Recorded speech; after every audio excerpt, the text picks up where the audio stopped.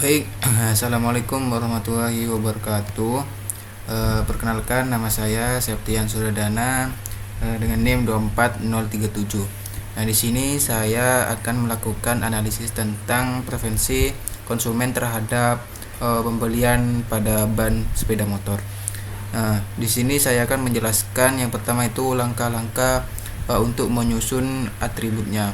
Nah, yang saya ini sudah membuat atribut pada ban sepeda motor. Nah, yang pertama itu ada merek dengan keterangan ada Maxxis, yang kedua ada FDR, yang ketiga ada Primax, yang kedua ada harga. Dengan yang pertama itu harganya lebih dari 250, dan yang kedua itu kurang dari 250, dan yang ketiga itu di harga 200.000. Dan kemudian atribut yang ketiga itu ada tipe pada ban. Yang pertama itu ada tipe ban tubeless, dan yang kedua itu ada tipe ban non tubeless. Nah, untuk langkah selanjutnya yakni kita langsung ke membuat dulu folder pada di sini.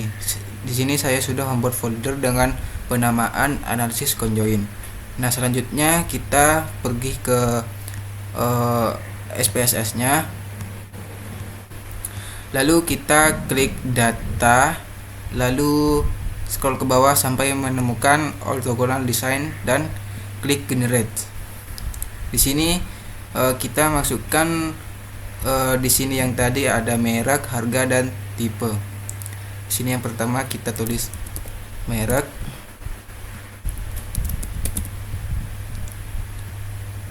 kemudian harga, dan tipe.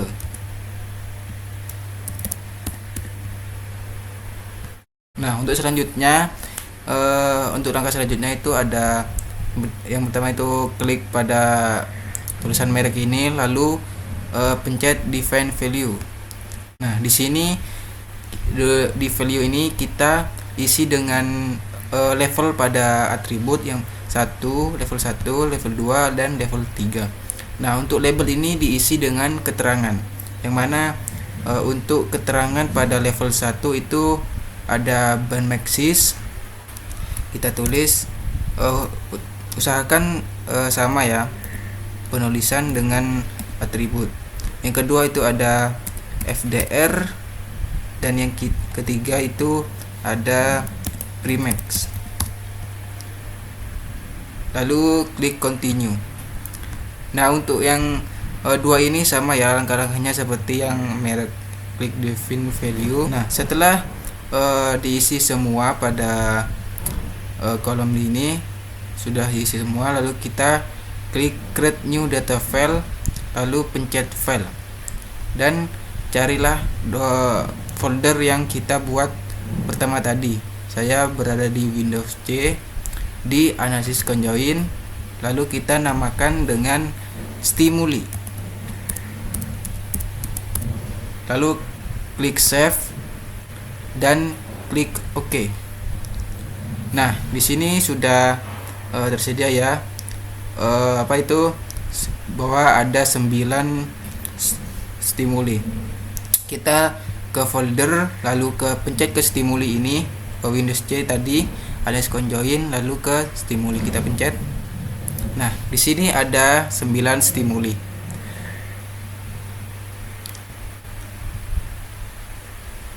Nah, untuk langkah selanjutnya itu kita akan membuat kuesioner tentang stimuli yang dihasilkan pada aplikasi SPSS ini. Lalu kita lanjut nanti setelah memperoleh data dari responden melalui kuesioner, kita akan mentabulasikan data tersebut ke dalam Excel. Seperti ini, saya telah mentabulasikan tadi. Selanjutnya kita tinggal mengcopy dari Excel dan pindahkan ke SPSS seperti ini. Lalu hasilnya akan seperti ini. Nah, selanjutnya kita akan ke variable view. Nah, di sini untuk di kolom measure Di kolom responden ini kita ubah menjadi nominal, dan dari P1 sampai P9 ini kita ubah menjadi scale. Nah, di sini saya telah mengubahnya tadi sambil belajar. Nah, untuk selanjutnya data ini kita simpan di folder yang telah kita buat tadi. Nah, saya telah menyimpannya. Di sini saya telah menyimpan di analisis conjoin. Nah, nanti kalian simpan di sini dengan penamaan data penelitian conjoin. Nah, untuk selanjutnya kita akan mengolah data stimuli ini menggunakan sintak. Kita klik file, lalu new, dan klik sintak. Nah, di sini kita dimintain kode. Nah, di sini kita tinggal mengcopy saja kode dari sini. Kita tinggal Ctrl C, lalu kita copy di sintak ini.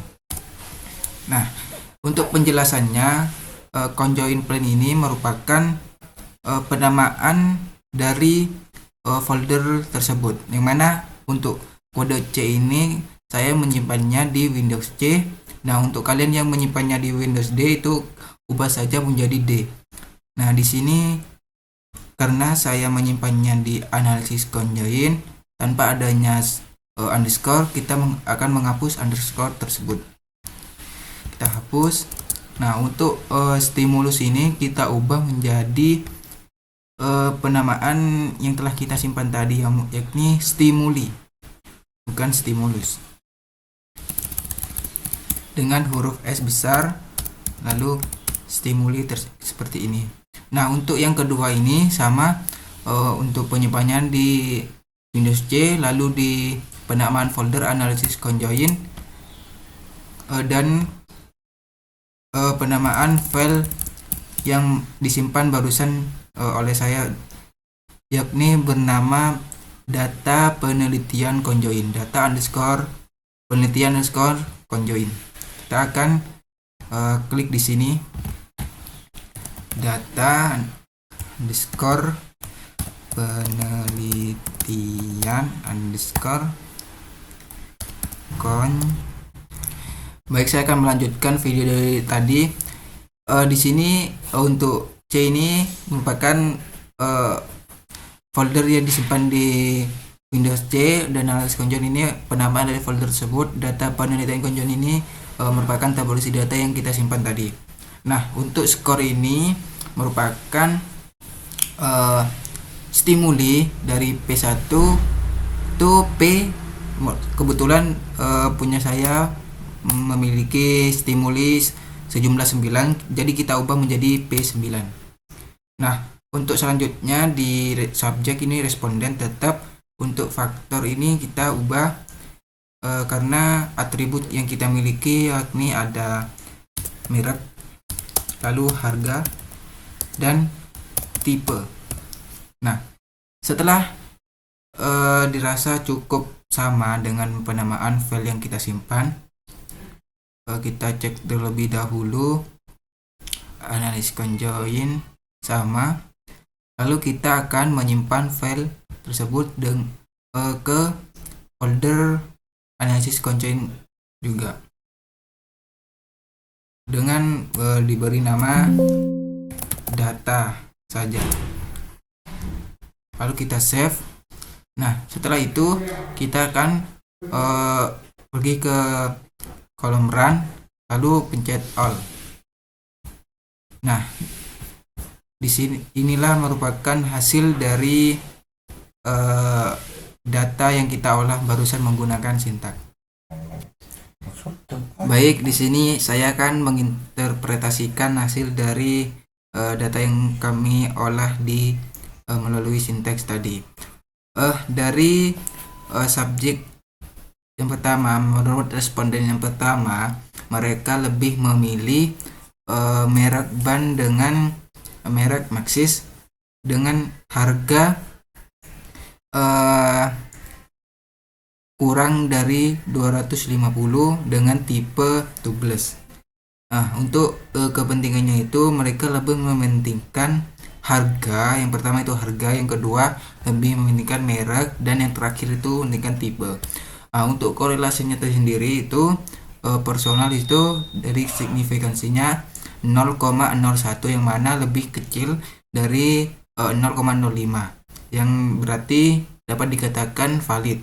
Nah, untuk Kendall setahu ini memperoleh signifikansi 0,02, yang mana lebih kecil juga dari 0,05 yang dapat dikatakan valid. Nah, untuk responden yang kedua ini mereka lebih memilih ban dengan merek FDR dengan harga lebih dari 250 dengan ban tersebut tipe tubeless. Nah, menurut responden yang kedua, mereka lebih mementingkan yang pertama itu harga, yang kedua merek, dan yang terakhir itu tipe.